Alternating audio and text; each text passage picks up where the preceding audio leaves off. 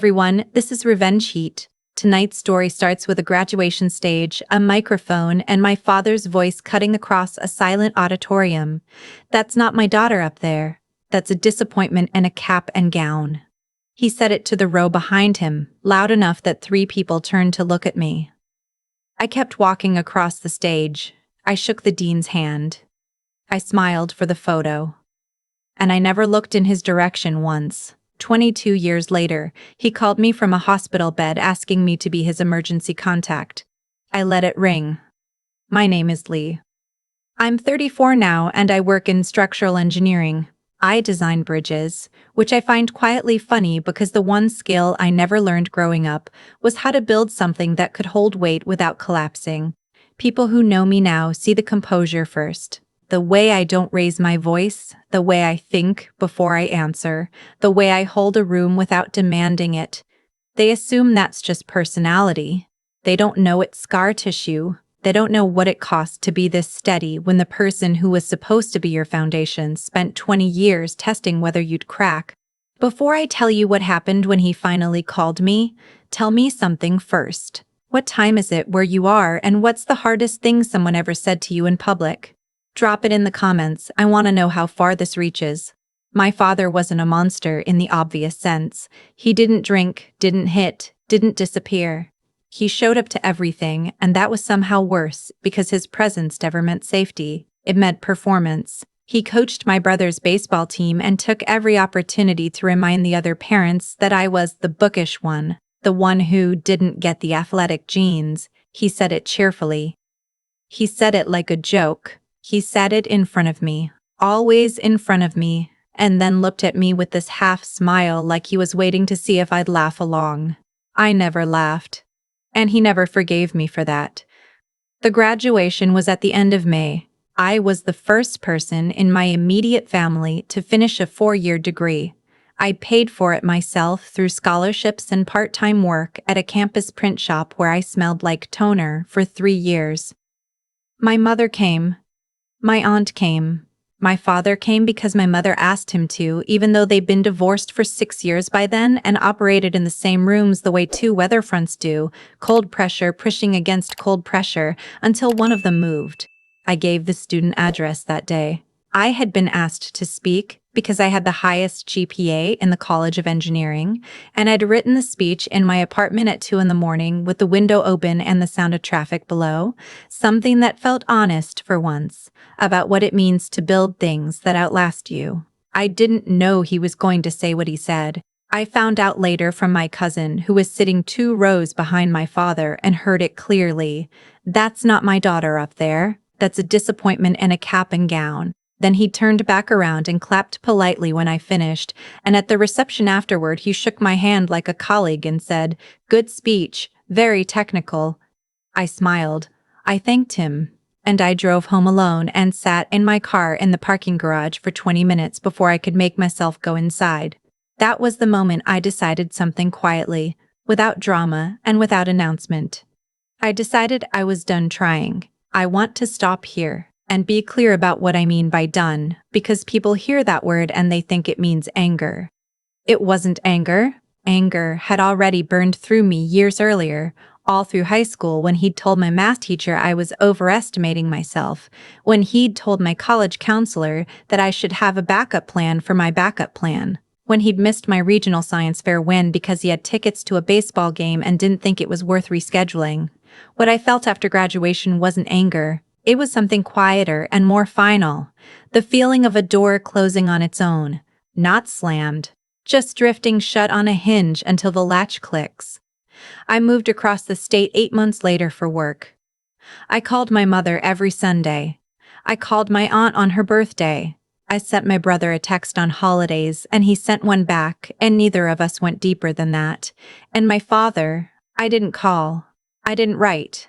I didn't send a card. I changed my emergency contact at my job to my aunt's number, quietly, on a Tuesday afternoon, like it was nothing. Because it was nothing. That was the thing. He had made himself so peripheral for so long that removing him from the paperwork of my life barely registered. The years moved the way years do when you're working hard and building something. I got licensed. I joined a firm, left that firm, started doing independent consultation work that paid better, and let me sleep past 6. I bought a small house with a front porch I never used, and a backyard I used constantly. I planted tomatoes one summer. They mostly died. I planted them again the next summer. They mostly didn't. I didn't think about my father much. That's the part people find hard to believe. They expect estrangement to feel like a wound you keep returning to, like pressing a bruise. But it wasn't like that. It was more like a room in a house you stop going into. You don't think about what's behind the door. You just stop opening it. The first time I heard from him in 4 years was a birthday card sent to my mother's address, forwarded to me with a post-it note in her handwriting.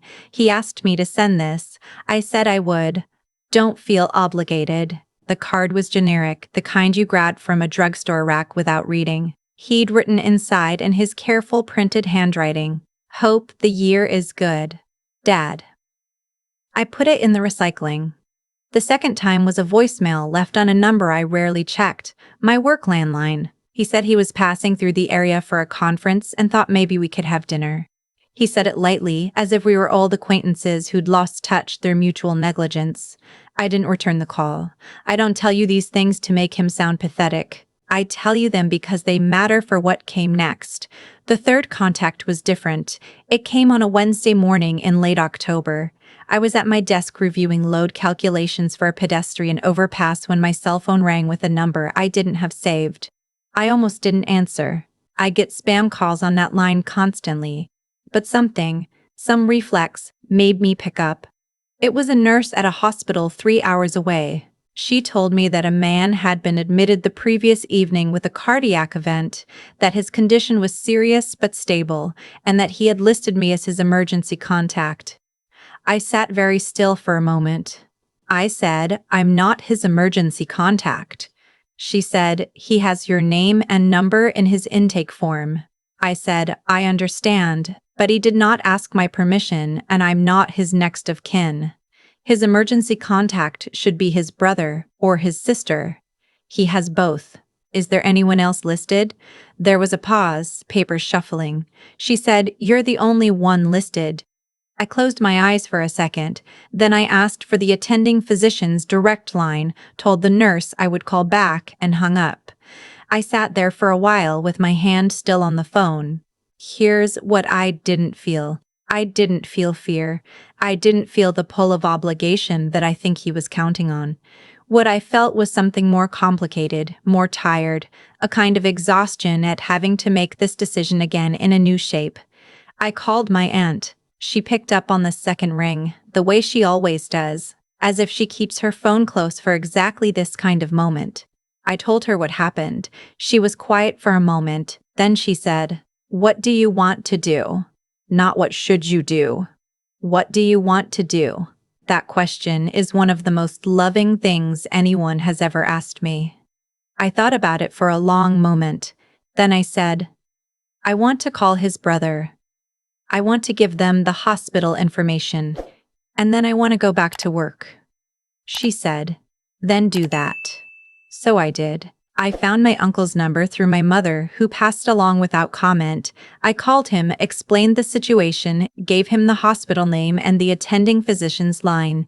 He thanked me and sounded genuinely surprised that he hadn't been called first. I didn't explain why he hadn't been. I just thanked him for taking it from there and hung up. Then I went back to my load calculations. I want to pause here because I know what some people are thinking. They're thinking it's cold. They're thinking that no matter what someone does, you don't leave them alone in a hospital. And I want to speak to that honestly, because I didn't make this decision carelessly. I made it because my father was not alone. He had a brother who loves him, a sister 3 hours closer to that hospital than I was, colleagues and neighbors, and a community. His being listed as my emergency contact was not a cry for help. It was a manipulation, a way to make me responsible for his crisis so that refusing felt like cruelty rather than sanity. I know that because it was a pattern. When I was 17 and I told him I wanted to apply to out-of-state schools, he developed chest pains that turned out to be stress. When I stopped calling as frequently during grad school, he told my mother I was abandoning the family.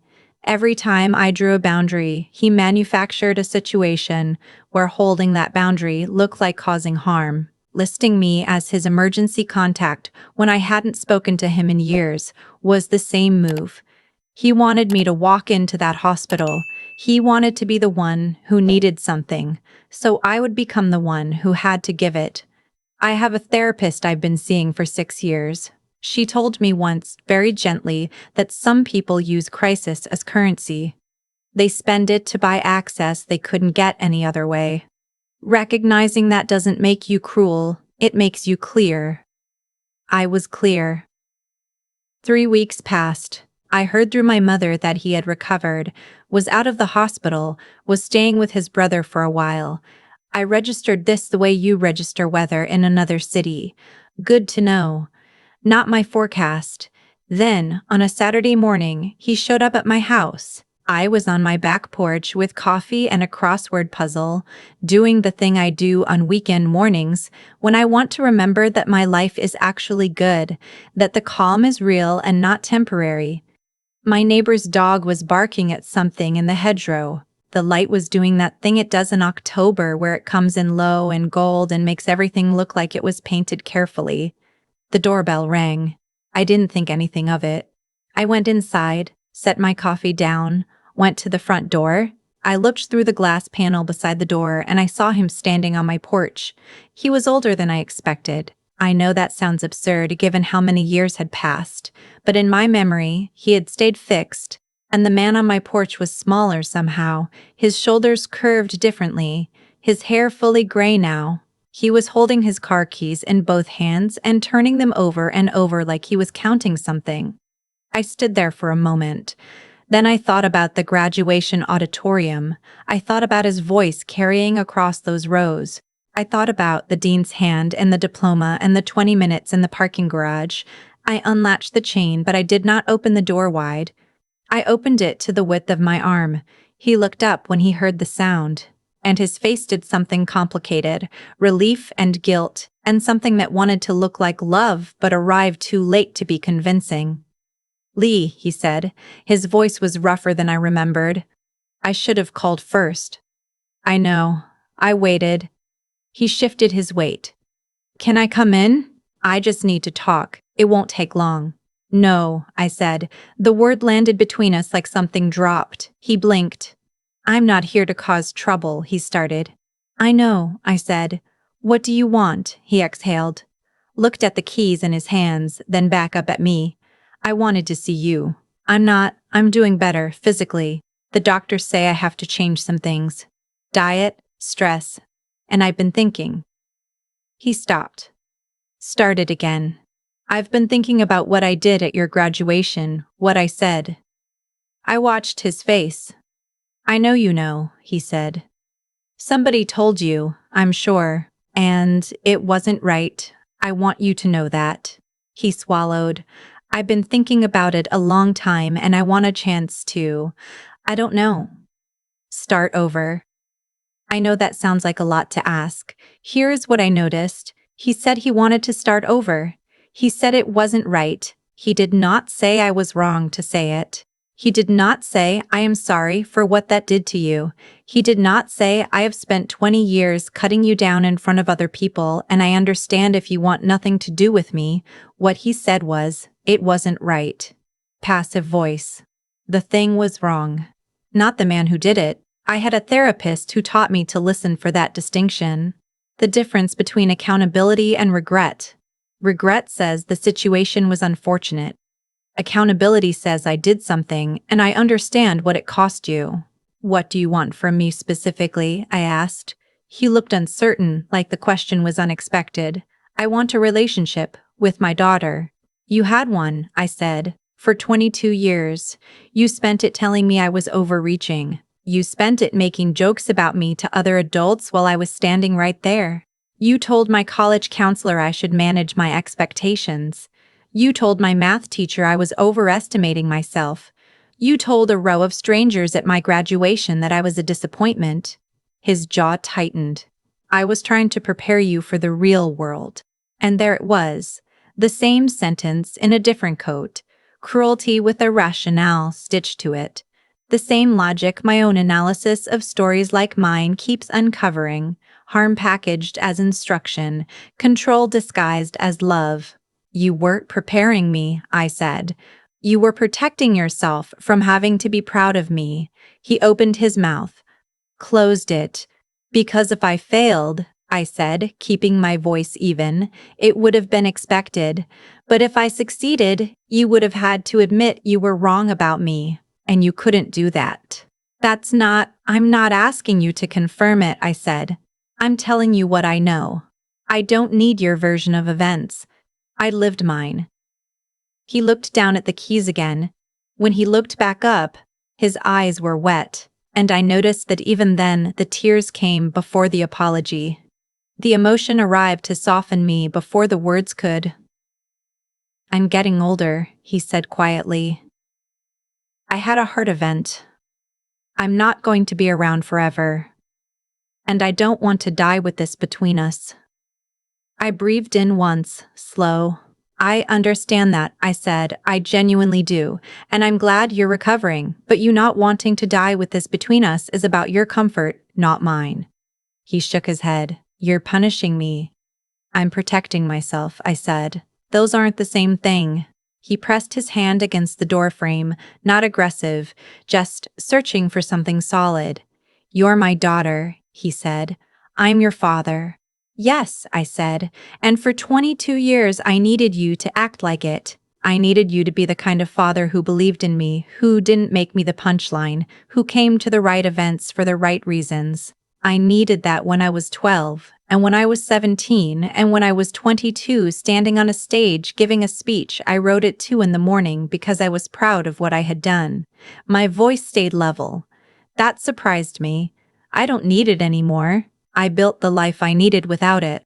Silence. So what? He said finally, and his voice had a new edge in it, the old edge, the one I recognized from every time he felt cornered. I just don't get to have a daughter now. You've decided that? I've decided what I can offer, I said, which is this conversation, right now. And the knowledge that I don't hate you. Because I don't. I just don't have room in my life for someone who costs more than they give. He stared at me for a long moment. Then he said, I should have been better. And that finally was the closest thing to the real sentence, 4 words with the subject actually in them. I nodded. Yes, you should have. Can we try? He said. Slowly. I'm not asking for everything. Just coffee. A phone call sometimes. I looked at him standing there on my porch, older and smaller than the man I've been carrying in my memory for a decade.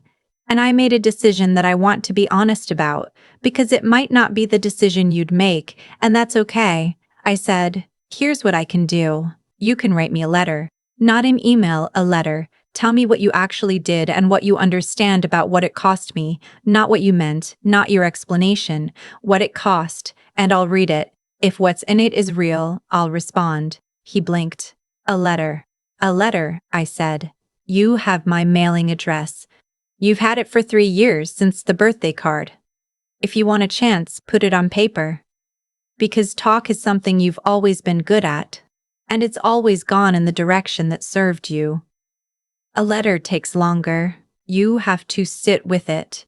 He looked at me for a long time. Then he nodded once. Okay. I reached up and unhooked the chain fully, then closed the door. I went back to my porch. My coffee was cold. The crossword was where I left it. The neighbor's dog had stopped barking. The October light was still doing its careful golden thing across the yard, indifferent to what had just happened, which I found, strangely, comforting. I picked up my coffee. I didn't drink it. I just held it. I want to tell you what happened after, because the story doesn't end neatly, and I think that matters. The letter came 11 days later. It was 3 pages, handwritten on plain white paper in his careful printed handwriting. I made tea before I opened it. I sat at my kitchen table and I read it the way you read something you've been waiting for without letting yourself admit it. It was not perfect. There were still moments where he explained, where he reached for context that softened what he did. But there were other moments, real ones, where he wrote things I didn't expect. He wrote about the graduation. He wrote that he had been afraid I would leave and never look back, and that instead of telling me he was afraid, he'd said something he couldn't take back. He wrote that he had spent years telling himself it was discipline, and that therapy, something his doctor suggested after the cardiac event, had helped him see the difference between discipline and diminishment. He used the word diminishment. I had to stop reading for a minute, he wrote. I spent 20 years trying to make you smaller so I wouldn't have to feel left behind. That wasn't parenting, that was cowardice. I sat with that sentence for a long time. I'm not going to tell you we're close now, because we're not. I'm not going to tell you I've forgiven him in the way that means everything is repaired, because healing doesn't work like a receipt where you sign and the balance clears. What I can tell you is that we have had 4 phone calls since the letter, 40 minutes to an hour each. He asks questions and mostly listens now, which is new. I don't perform for him. I don't soften myself or manage his feelings. I talk to him like he's a person I'm cautiously getting to know, which is exactly what he is. My aunt asked me last month if I regret not having more years with him. I thought about it honestly before I answered. I said, I regret that he wasn't the father I needed, but I don't regret protecting myself from the father he was. There are people who will hear this story and think I was too hard, that I should have opened the door that day, let him in, made coffee, started over the way he asked. And I understand that impulse. It comes from a good place. It comes from believing that family is repairable and that love, even flawed love, is worth the cost of repair. But I want to say something to anyone who grew up being the one in the family who was handled roughly and then told they were stronger for it. The one who was embarrassed in public and told they were too sensitive. The one who was undermined quietly, consistently, in ways that never left bruises, only doubt. You are allowed to set the terms of your own repair.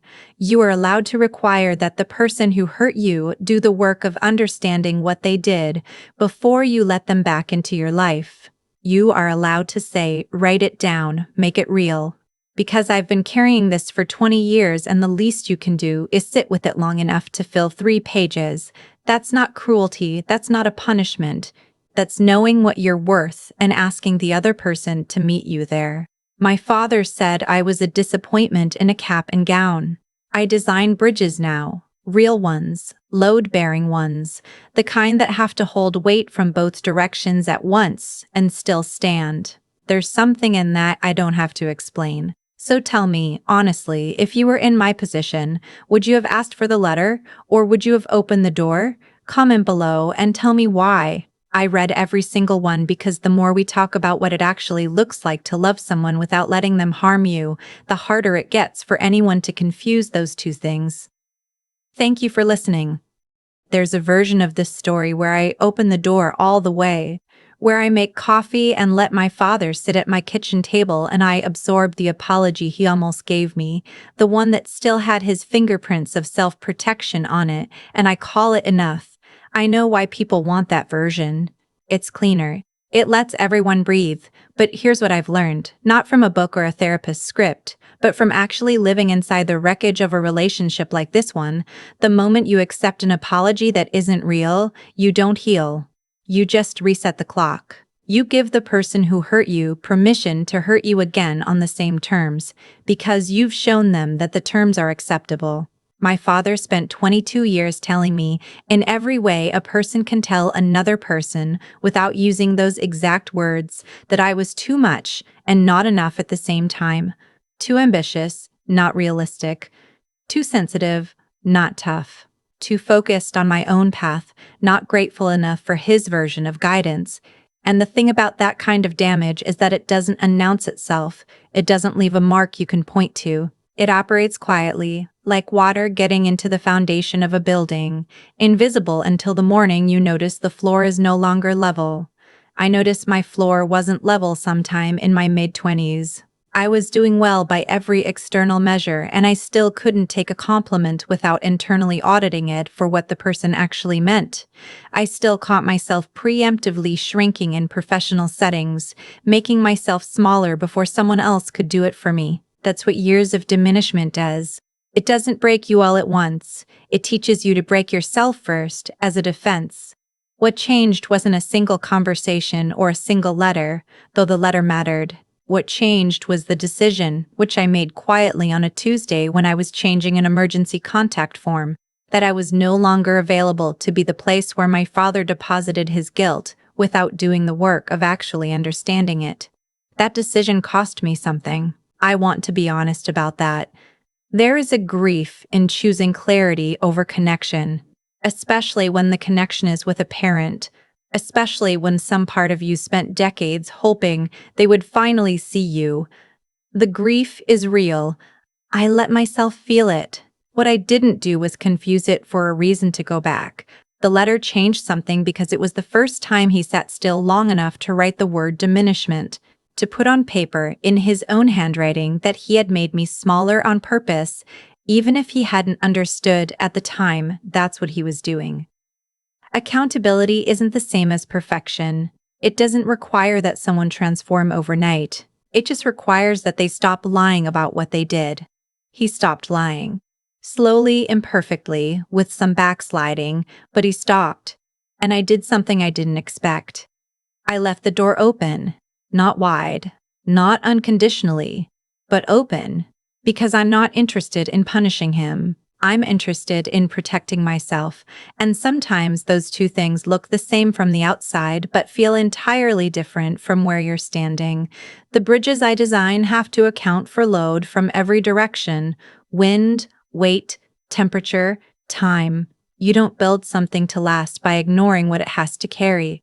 You build it by understanding the forces and designing accordingly. I think that's what I did with my own life. Not because I'm exceptional, but because I had no other choice. And if you're someone who grew up being quietly told you were too much, I want you to know the person who said that was wrong. And you are allowed to build your life without their approval as the load-bearing wall.